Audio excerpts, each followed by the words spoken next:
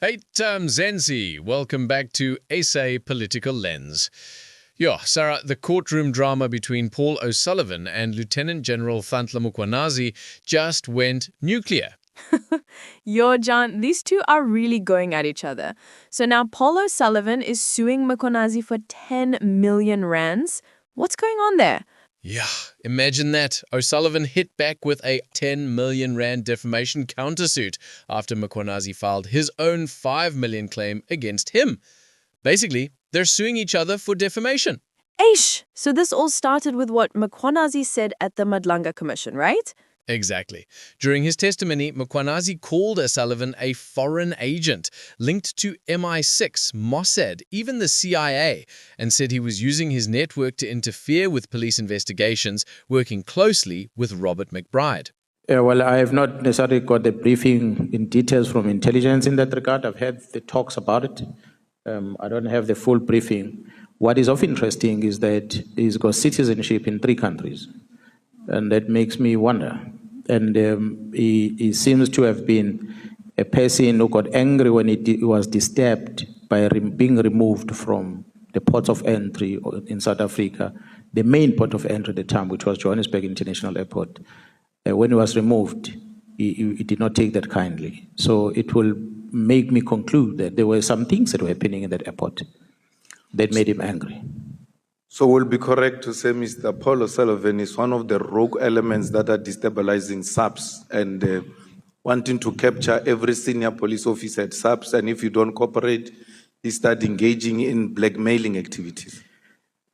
With no doubt, I'm going to invite the parliament through the structures of intelligence or structures of security and whoever structures you can come up with to look at the time of Mr. Robert McBride Turner as the head of IPD.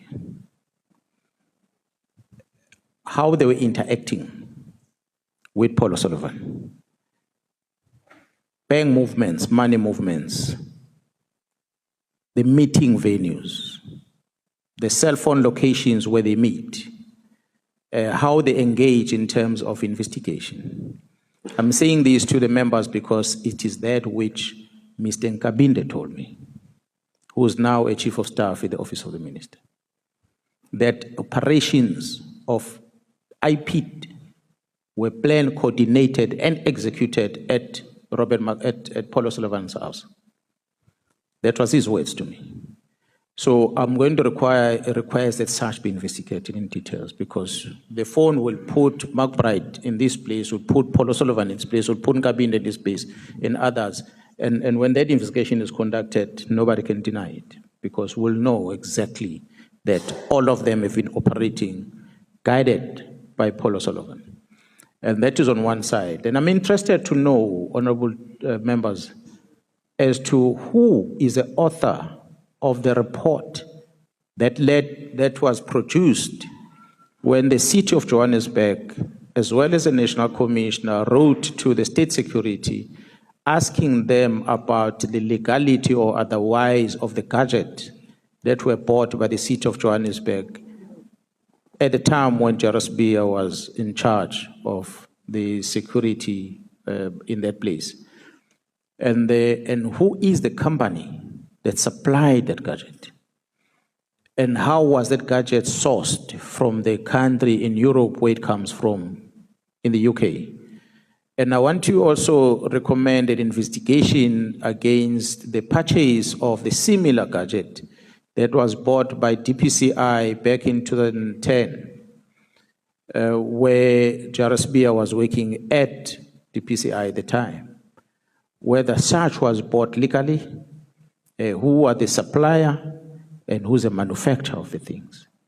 And I'll want the parliament to check every financial records of Mr. Paul O'Sullivan and all the individuals I've mentioned, and so that we're able to trace and draw a conclusion whether is Paul O'Sullivan a clean man or is an agent. So I think based on that investigation, we're able to conclude whether is he indeed a clean man or he is what is being said in public, an agent. If he's a clean man, why he does what he does, If he's an agent, who is he working for? But it is time that this country must not sit back and be run by Mr. Paul O'Sullivan. And if government fails to act on it, the men and women in this country, they're going to take it upon themselves to do something drastic on it. And it might not be what this government wants to do, because he has gone too deep in showing that he's got control all over. And maybe lastly, I might ask the members to say, if we ever heard of any report that is deemed to be classified, that's supposed to expose the wrong that has happened, such reports be interrogated. And one of them, IP has a responsibility to investigate criminal things. When you hear the Minister of Police says, I've got a report from IP that is classified, you need to ask yourself a question. You are not an intelligence structure. What do you do with a classified report that you don't want to release? As IP, what is that report doing in the minister, first place? Because IP deals with the criminal case docket. Whatever you investigate must get into the case docket, and that docket must go to court. Why will it go to the minister and the minister goes out public and say, I've classified this report, I won't make it public? So these are things that need to be checked, because it is when the system of government fails. And you have worked hard to create a legislation to try and protect yourselves, the citizen of the Republic. But if it's manipulated in that fashion, that the minister can just decide, I'm classifying this, I'm not releasing it in public, perhaps you need to ask, do your minister that classifies a document, do you have a security clearance yourself? Hi, that's hectic, eh? Basically accusing him of being some kind of spy, manipulating the police from behind the scenes. Exactly. And now O'Sullivan's fighting back, saying all those claims are wild fabrications meant to silence him before he testifies at the same commission. His lawyers filed a counterclaim on October 10th, demanding Mkhwanazi retract those statements or pay up 10 million rands. But John, let's be honest, O'Sullivan's move might not be the smartest one, because now, to defend himself, he'll have to bring more evidence forward, and that could expose even more about what's really been happening inside the system. Exactly. He's basically forcing Mkhwanazi to open his files wider, and Mkhwanazi, you and I both know there's already a lot of people who've come forward backing up what Mkhwanazi said about O'Sullivan. The walls are closing in, and Paul's not looking like the innocent crusader he claims to be. Yeah, and you can feel that pressure, eh? O'Sullivan even told BizNews he's getting threats now, saying it's because Mkhwanazi told Parliament that citizens should take drastic action against him. But come on, John, that's what happens when you play power games in public. True, and now this case is turning into one of the most watched battles in South African law enforcement, because it's not just personal, it's exposing deep cracks inside the police, inside intelligence, and inside government itself.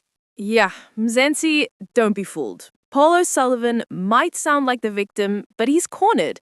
There's overwhelming evidence proving Mkhwanazi's version right. And if this goes to trial, we're going to see things that have been hidden for years.